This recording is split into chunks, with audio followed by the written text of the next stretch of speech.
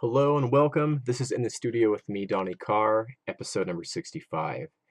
Today I have been working on this arrangement. It's the same track I showed you in the last video. Still needs a lot of work, but it's getting there. However, I have employed a nice little technique I like to use from time to time to transition into a breakdown. And I thought in this particular case, it worked really well. So I thought it would be something that you might want to see, so I'm going to show you how I've made it. But first, what I'm going to do here is play you the effects sound that we'll be remaking in isolation. Then we'll play it in the context of the mix, and then we'll recreate it. So here is the effects sound soloed out.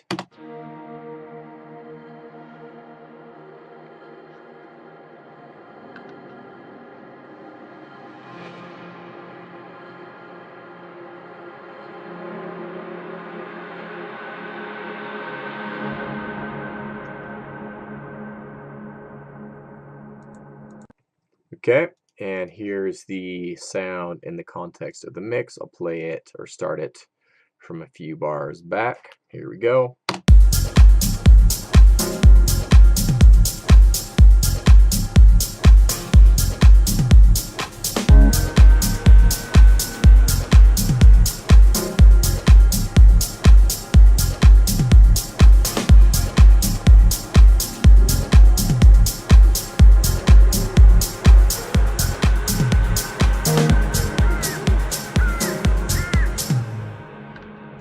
Okay, so that's a little snippet of the track. All right, so I'm going to go ahead and mute this actually for right now. Okay. So all I did to make this to start was I just selected a little section of the track before the main breakdown and a little bit after. And what we're going to do is bounce this portion of the track down to audio.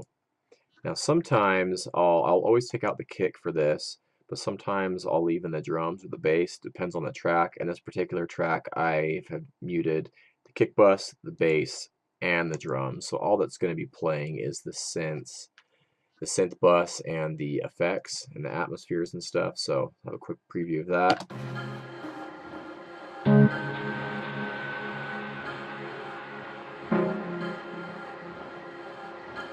Okay, I think you get the point there. And then what I'll also do is I'll always put a limiter on the master when I do this, just to bring up the level a little bit, bring up those lower sounds and just the overall volume. I already have a limiter on my master right now, and that's only because I usually put a limiter or a compressor on the master just for these videos, just to bring up the level of my projects a little bit, because I don't produce with a limiter or any plugins on the master at all. So that's already on there, but I just wanted to mention that that's one of the steps that I would do for this technique. So now that we have the limiter on the master, we're going to go ahead and arm the master track for recording, and we're going to go to this drop down here on the left and render to wave files. Everything here is fine, so I'm just going to hit start.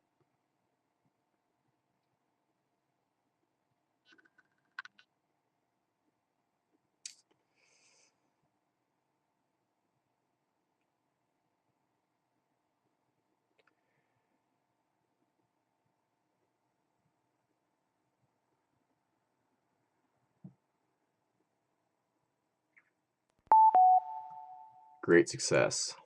Okay, we have our little clip in audio now. Great. So what I'm going to do here is reverse this. I'm going to put it in the mixer.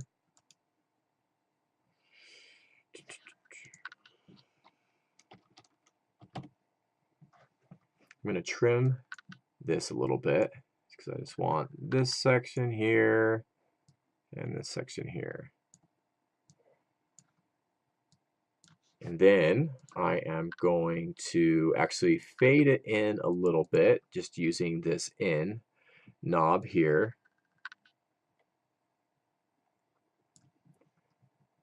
Just because that first little hit was a little bit much, so I just faded it in a little bit there, and then ran it through a big long reverb at 100%.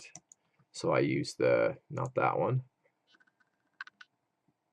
the vintage verb here, pulled down the pre-delay, cranked up the decay to around 15 seconds or so, and then just made a little bit of a low cut here. Don't need the super low frequencies on this, and it will just muddy the mix up, so pull that up, that's fine. And let's have a listen to that now, see if it sounds similar.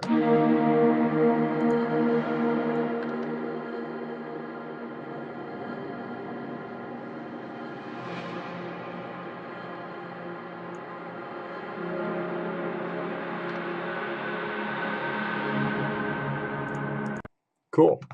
Let's have a preview of that with the track now. Make sure it's sounding good. Here we go.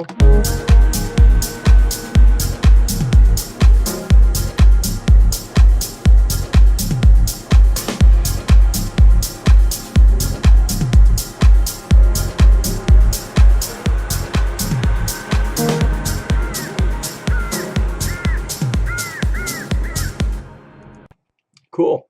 There you go. Then you have a nice little transition effect leading into your breakdown. So that's the video for today. Hopefully you enjoyed it. Hopefully you learned something. Leave me comments, leave me a question. Love to hear from you. And as always, I'll see you soon. So take care.